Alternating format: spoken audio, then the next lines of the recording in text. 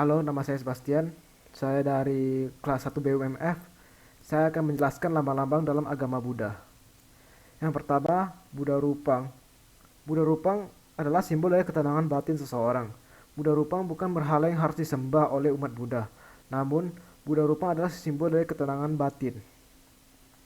Kedua, bunga. Bunga adalah simbol dari ketidakkekalan.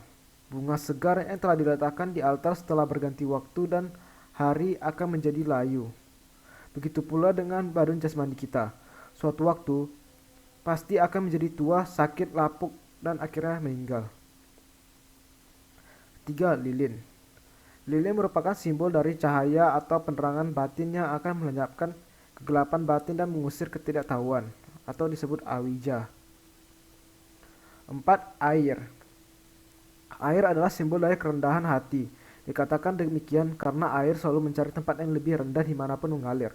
Sifat air adalah dapat membersihkan noda, menjadi sumber kehidupan makhluk, selalu mencari tempat yang lebih rendah, meskipun kelihatan lemah, tetapi dalam keadaan tertentu dapat bangkit menjadi tempat yang dahsyat, dan dapat menyelesaikan diri dengan semua keadaan. Kelima, ada dupa. Simbol dari keharuman nama baik seseorang. Bau wangi dupa yang dibawa angin tercium di tempat yang jauh, namun tidak dapat tercium di tempat yang berlawanan dengan arah angin.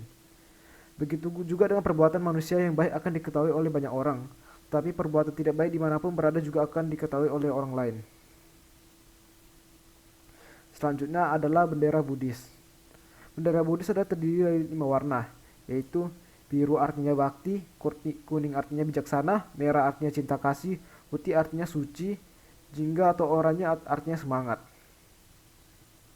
Bendera Buddhis berasal dari aura Buddha yang dipancarkan dari tubuh Buddha, baik yang melingkar di belakang kepala maupun yang menyelubungi tubuhnya.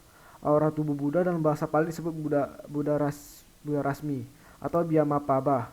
Aura Buddha terdiri dari 6 macam, yaitu biru, nila, kuning pita, merah lohita, putih odata, jingga atau orange manjeta, campuran pabasura. Aura tubuh Buddha muncul pertama kali setelah mencapai penerangan sempurna di hutan Uruvela pada tahun 588 sebelum Masehi. Ketika itu beliau berusia 35 tahun. Belakangan warna aura tubuh Buddha tersebut dijadikan sebagai bendera Buddhis oleh De Silva dan Olcott untuk menandakan kebangkitan kembali agama Buddha di Ceylon. 3. Stupa. Pada mulanya merupakan gundukan peringatan berbentuk setengah bola. Belakangan, gundukan ini menjadi monumen yang dikeramatkan. Menurut legenda, bentuk tersebut berasal dari petunjuk Buddha Sakyamuni. Ini Buddha Sakyamuni yang memperlihatkan kepada siswanya bagaimana cara membangun stupa dengan benar. Dalam legenda ini, Buddha mengambil 3 lembar jubahnya, melipatnya hingga membentuk bujur sangkar, lalu diletakkan di atas tanah saling bertumpuk satu sama lain. Di atasnya diletakkan mangkuk secara terbalik dan di atasnya lagi diletakkan tongkat yang biasanya dibawa berkelana. Oleh karena itu, stupa biasanya berbentuk 3 tingkat, yaitu tingkat dasar berbentuk trapezoid, bagian tengah berbentuk setengah bola, bagian atas berbentuk kerucut. 4. Dhammacakka. Secara harfiah artinya roda dhamma. Bentuknya bulat dan di dalamnya terdapat jari-jari berjumlah 8 buah. Terdiri dari pandangan benar, yaitu pandangan terhadap 4 kesunyataan mulia, pikiran benar, pikiran terhadap segala sesuatu yang bersifat positif, ucapan benar, perkataan yang bermakna dan tidak menyakiti orang lain. Syarat ucapan disebut benar adalah ucapan itu benar, ucapan itu bermanfaat, ucapan itu beralasan, dan ucapan itu tepat pada waktunya. D. Perbuatan benar. Suatu tindakan yang tidak merugikan diri sendiri maupun orang lain. E. Mata pencarian benar, melakukan kegiatan yang positif yang membawa kebahagiaan. F. Usaha benar, berusaha mengembangkan segala sesuatu yang positif demi kemajuan batin. Ada 5 macam usaha yang sebaiknya dihindari oleh umat Buddha, yaitu berdagang manusia untuk dijadikan budak, berdagang senjata tajam, berdagang binatang buas, harimau atau kucing dan lain-lain, berdagang racun, dan berdagang obat-obatan yang terlarang. Yang G ada perhatian benar. Perhatian benar adalah mengendalikan gerak-gerik perilaku diri sendiri secara wajar. Dan H. Konsentrasi benar, mempusatkan pikiran pada satu objek. 5. Relik. Relik adalah peninggalan khusus dari jenazah seseorang yang dipandang suci. Peninggalan khusus ini biasanya berupa potongan kuku, rambut, abu jenazah, gigi, tulang, atau benda tertentu yang terdapat dalam tubuh setelah dikremasi. Pemujaan terhadap relik mulai sejak kematian Buddha Gautama setelah abu jenazahnya dibagi menjadi 10 bagian dan disimpan dalam stupa yang didirikan di 10 negara. Sebagai contoh, relik gigi sang Buddha saat ini disimpan di Wihara Dalada Walgwa dekat Kandy, Sri Lanka, sedangkan relik Sariputta dan Moggallana disimpan di Sanchi atau India.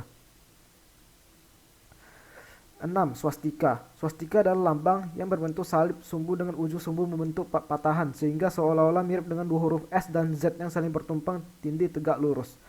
Bentuk ini melambangkan lingkaran kehidupan terus-menerus. Swastika melambangkan kesejahteraan dan hidup panjang. 7. Ada tasbih. Tasbih itu dalam lingkungan agama Buddha digunakan sebagai alat bantu dalam bermeditasi untuk memusatkan pikiran. Tasbih ini biasanya memiliki biji yang berjumlah 108 buah. Secara umum, biji-biji ini dipakai untuk membilang banyaknya mantra atau doa dalam Mahayana. 8. Pohon Bodhi. Pohon Bodhi adalah lambang kebijaksanaan atau kesadaran agung dari Pertapa Gautama. Karena di bawah pohon inilah Pertapa Gautama mencapai kesempurnaan. 9. Ada teratai. Teratai adalah lambang kesucian. Teratai memiliki berwarna macam-macam. Ada warna putih, pundarika, warna biru, upala, dan warna merah lohita. Sekian dari penjelasan saya kali ini. Mohon maaf jika ada kesalahan kata. Terima kasih.